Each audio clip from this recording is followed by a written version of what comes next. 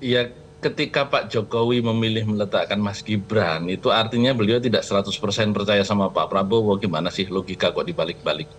Kalau percaya 100% ya nggak perlu letakkan putranya di situ. Letakkan saja orang lain misalnya yang jauh lebih berpengalaman dan selama ini mendampingi presiden seperti Pak Erik. Tetapi toh ini tidak. Yang kedua, soal percaya nggak percaya itu hak masing-masing. Tapi Oke. kan kita di partai politik di DPR juga mendapat lobby dari orang yang memang diutus oleh beliau untuk bicara tentang 3 periode, kemudian bergeser menjadi karena ditolak pada waktu itu oleh DPR secara lobby ya, kemudian bergeser menjadi perpanjangan. Tetapi toh kemudian waktu itu tidak terjadi skenario itu karena ketika beliau harusnya menyampaikan hal ini kepada PDI Perjuangan sebagai partai yang melahirkan dan membesarkannya, itu tidak kesampaian. Jadi monggo saja soal percaya tidak percaya. Nah yang kedua, ini bukan soal meninggalkan Pak Jokowi atau tidak meninggalkan. Pak Jokowi itu berhadapan dengan elemen-elemen demokrasi.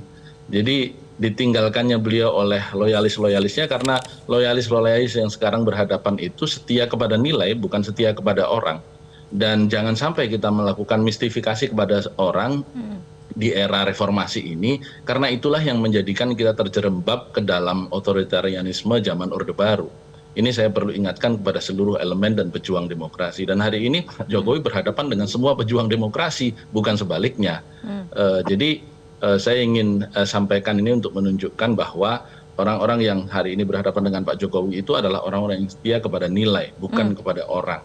Dan inilah pilihan politik yang saya kira untuk Indonesia ke depan harus tetap kita pegangi selama kita ingin demokrasi di Indonesia ini sehat sesuai dengan arah reformasi. Hari Oke. ini demokrasi kita sedang sakit. Tadi Pak JK sudah menyampaikan pemilihan umum terburuk dalam sejarah dan saya juga sudah mengatakan ini berbagai tempat. Karena tidak ada satupun dan juga tidak perlu ada yang membantah bahwa pemilu kemarin itu apa? Pemilu berbasis uang, bukan pemilihan umum, tapi pembagian uang umum yang itu kemudian merusak Indonesia dan menterjerembabkan Indonesia ke dalam demokrasi berbayar terbesar di dunia. Dan Oke. ini terjadi di era kedua Pak Jokowi. Oke, baik. Kita kembali akan menyapa Mas Rio. Mas Rio, apabila kita melihat peristiwa yang terjadi belakangan ini, misalnya bagaimana terkesannya seorang Presiden Jokowi ini mengistimewakan Prabowo Subianto ketika kemudian Prabowo mendapatkan Jenderal Bintang 4, kemudian ada simulasi makan siang gratis yang merupakan ini kan sebetulnya bukannya program Pak Jokowi, tapi program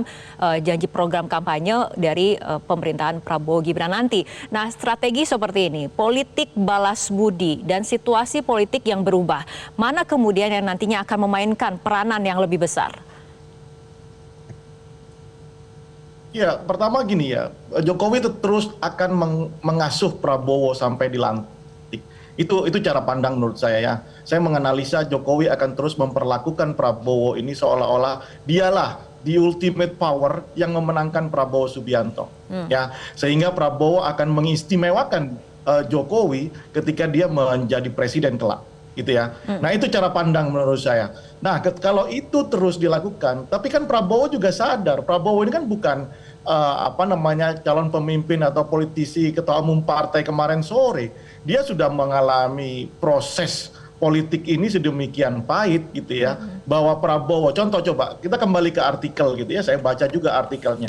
Prabowo ini menurunkan cara dia berkampanye dari cara-cara yang kita tahu tahun 2014, 2019 menjadi sangat casual ya, slapstick kata Om Romi begitu ya. Nah dia mau melakukan itu, artinya apa? Ada kontribusi besar juga di sisi Prabowo untuk menggait masa atau pemilih yang ada dari berbagai macam demografi gitu ya. Tetapi sekali lagi narasi yang dibangun seolah-olah Jokowi inilah yang menjadi kekuatan paling besar memenangkan Prabowo Subianto.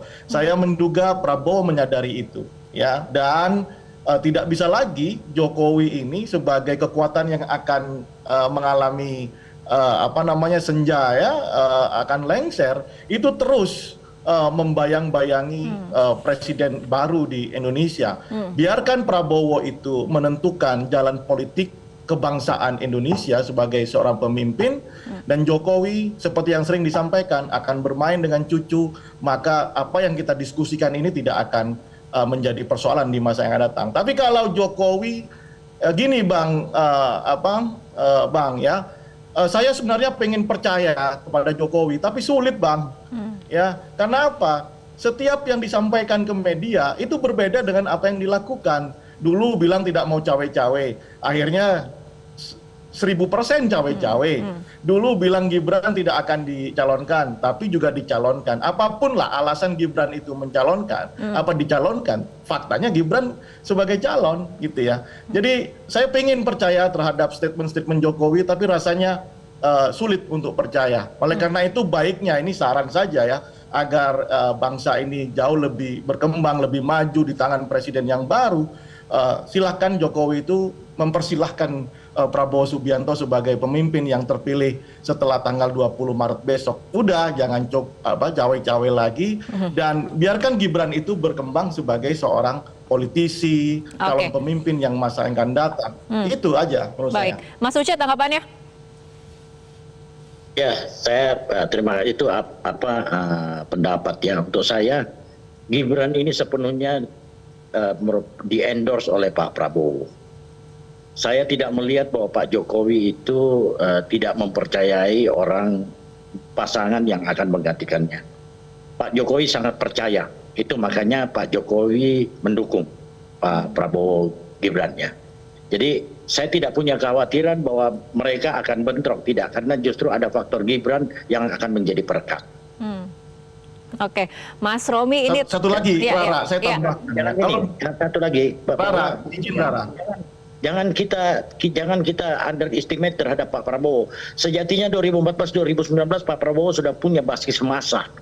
Jadi tidak sepenuhnya itu merupakan karena ada peran Pak Jokowi di situ. Ini kombinasi. Oh iya, makanya Bang, tadi saya katakan ya, narasi yang dibangun ini kan seolah-olah Jokowi yang paling menentukan kemenangan Prabowo Subianto. Bahwa ada kontribusi itu iya, ya. Nah, itu penting. Nah, yang kedua ingin saya sampaikan bahwa dulu ada Megawati sebagai melting pot-nya. Ingat coba, pasca tahun 2019 itu ada acara nasi goreng atau apa begitu ya, yang di Tengku Umar. Itu melting pot-nya. Sekarang Jokowi tidak punya melting pot itu untuk membaca relasi Jokowi dengan Prabowo, ya. Inilah salah satu potensi melihat hubungan antara Jokowi ke depan. Makanya menurut saya satu-satunya cara Jokowi berhenti, ya, cawe-cawe, dan persilahkan Prabowo Subianto untuk menjadi presiden Indonesia. Doakan aja lah dari belakang begitu ya. Itu aja Rara. Oke, baik. Nah, kita tanya ke Mas Romi. Mas Romi, Anda sendiri menilai bagaimana kemudian jaminan bahwa relasi Jokowi Prabowo ini akan tetap baik meskipun usai pemilu, ketika kemudian relasi antara Jokowi dan juga Bu Mega aja kemudian sangat fluktuatif seperti itu, Mas Romi? Iya, kalau dilihat rekodnya ya, Pak Jokowi itu 2012 maju sebagai gubernur kan tidak mungkin terjadi tanpa Pak Prabowo, karena kendaraan Gerindra itu waktu itu betul-betul mutlak merupakan kendaraan bersama PDI Perjuangan. Tanpa salah satu dari kedua partai itu tidak ada cerita Pak Prabowo. Yang kedua, pembiayaan. Saya masih ingat betul waktu itu Pak Hashim menyebut empat mata dengan saya angka berapa yang diberikan biayanya kepada Pak Jokowi untuk maju gubernur, dan Pak Prabowo juga menyampaikan hal yang sama. Toh 2014 Pak Jokowi berhadapan. Kemudian 9 tahun berjalan pemerintahan, sebagaimana kita ketahui Bu Mega memberikan dukungan politik kepada Pak Jokowi dan keluarganya itu dalam 7 kali kesempatan, dan 2024 kita melihat secara seksama Pak Jokowi meninggalkan Ibu Mega begitu. Meskipun pada waktu deklarasi Mas Ganjar Pak Jokowi masih berada bersama Ibu Mega, tetapi kemudian tidak demikian pada saat pilpresnya. Nah, hal-hal semacam ini tentu menjadi catatan, karena tadi yang disampaikan Bung Dio bahwa Pak Prabowo merupakan seseorang yang ya istilahnya bukan anak kemarin sore. Beliau sangat berpengalaman, bahkan mengalami politik keemasan Orde Baru pada saat itu, sehingga beliau bukan berdiri di ruang hampa. Dan jangan juga kita lupakan bahwa Pak Prabowo juga tidak berdiri sendiri karena ada orang-orang yang selama ini bersama dengan beliau, misalnya Pak Hashim, kemudian rekan-rekan di Partai Gerindra sendiri yang tentu juga banyak memberikan masukan di dalam proses politik nantinya. Jadi ini tidak berdiri sendiri. Jadi relasi itu tidak tunggal antara Pak Prabowo berhadapan dengan Pak Jokowi misalnya atau dengan Mas Gibran, tidak gitu. Tetapi ada orang-orang di sekelilingnya yang kenyamanan di dalam pemerintahan nanti akan sangat menentukan apakah memang pasang surut ini akan terjadi atau kemudian ini akan berakhir baik. Dan terakhir tentu Pak Jokowi sendiri sampai seberapa jauh beliau itu ingin tetap eksis di dunia politik Indonesia. Dan kita akan lihat ini sampai dengan tanggal 20 Oktober nanti. Kalau betul seperti banyak pengamat atau beberapa politisi mensinyalir ketidakafirmatifan Golkar terhadap wacana Pak Jokowi menjadi ketua umum misalnya atau menjadi pembina atau memiliki pengendali dalam proses berpartai di Partai Golkar misalnya, itu merupakan tanda beliau akan masih eksis di dunia politik Indonesia secara formal, ya besar kemungkinan itu akan terefleksi di dalam peran-peran selama pemerintahan Pak Prabowo besok. Apapun, Golkar hari ini berdasarkan quick count adalah kekuatan politik kedua terbesar. Tidak tertutup juga kemungkinan kalau kursinya juga bisa melampaui bahkan PDI Perjuangan. Dan kalau itu terjadi, artinya Golkar menjadi ketua DPR, tentu perannya akan sangat vital. Dan rekan-rekan Gerindra kan harus menerima kenyataan pada akhirnya meskipun presidennya menang, tetapi partainya tidak merupakan partai pemenang dalam politik 2024. Baik, kita tunggu saja bagaimana dinamika politik ke depannya. Mas Romi, Mas Uce, dan juga Mas Rio, terima kasih telah berbincang bersama kami malam hari ini dalam Prime Time News. Jelajahi cara baru mendapatkan informasi. Download Metro TV Extend sekarang.